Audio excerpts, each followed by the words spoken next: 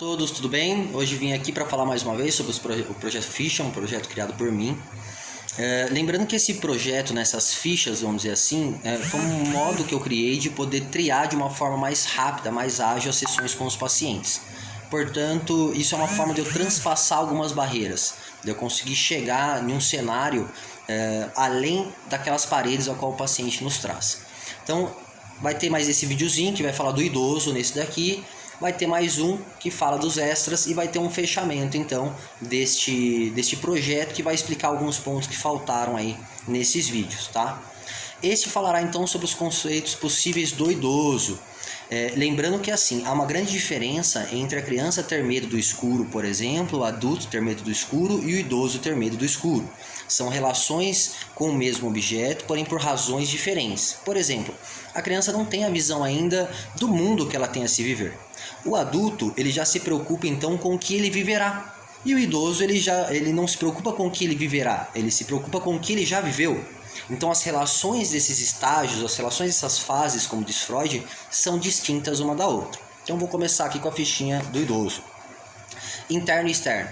Então, se você se encontra nessa fase, idoso, terceira idade, e considera que há uma grande dificuldade em se relacionar com as situações que provêm do externo, tá? Procure um psicólogo.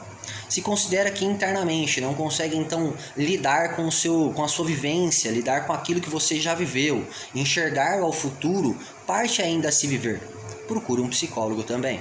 Quando a gente fala das relações de tempo, passado, presente e futuro, é uma relação muito grande que aparece nessa fase, em que há um medo, então, uma relação muito grande desse futuro, como se não tivesse mais o que se viver, como se no presente não houvesse mais nada também a se fazer, e só há então a ideia memorável do passado, como se esse estágio da vida, ao se chegar nele, mesmo antes da morte ou antes de qualquer situação, ou nem está doente, mas se tem um pensamento de que não se tem às vezes muita coisa a mais a se apresentar na vida, a se conquistar na vida.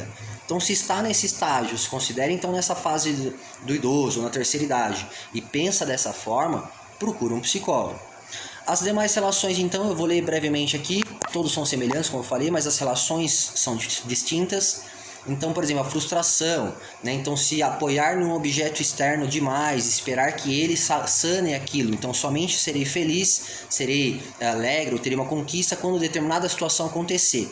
Coloco nessa situação todo o peso então da minha vida. E hoje então não tenho nada, a não ser isso que está por vir ainda, num mundo fictício do futuro, né? Ainda não existente. Então gera uma relação de frustração. Insegurança.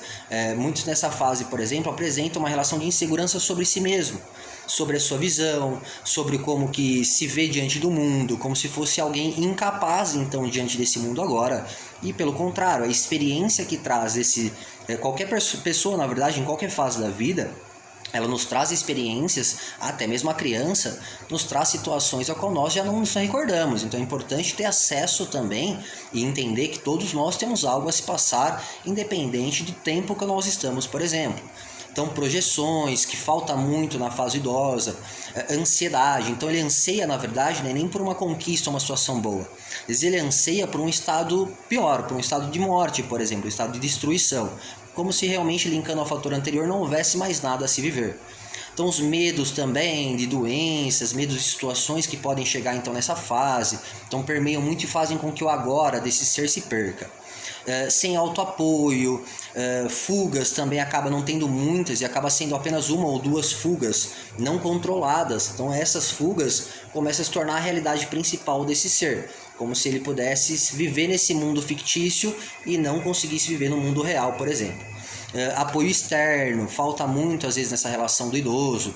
Então, por exemplo, nas questões de mandar o idoso para um asilo, por exemplo, então isolar esse ser, não trazendo um apoio externo, uma relação de segurança nesse sentido também.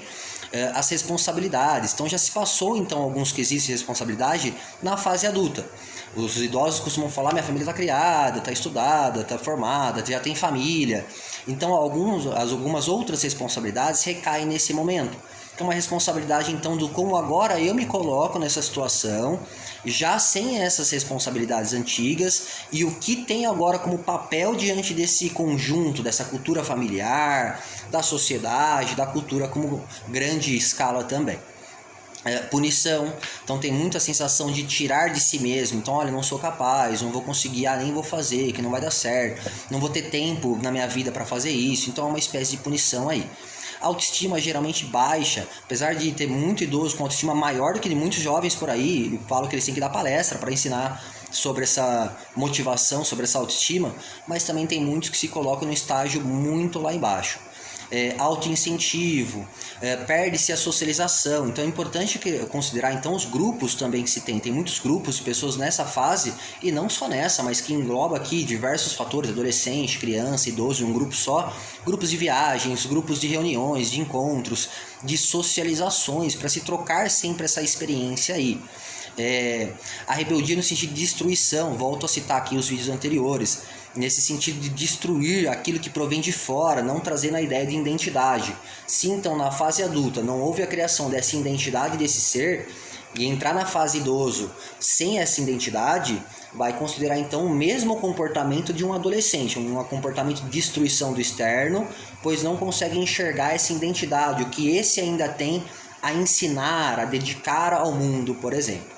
Estágio de tristeza profunda, isso acontece muito nesse estágio, pelos fatores também que eu citei anteriormente. E o mundo interno, a imaginação, falta. Então, são alguns fatores então que, se você considerar dentro desses que eu expliquei, que há alguma dificuldade para você em lidar com eles, em aceitar alguns pontos, em considerar alguns novos caminhos, procure um psicólogo. Agora a gente vai para o próximo vídeo, então vou lançar no próximo dia de lançamento aqui o próximo vídeo, e vai ter mais um e o fechamento só. Então qualquer dúvida que tiverem pode postar aí que a gente vai conversando. Até mais!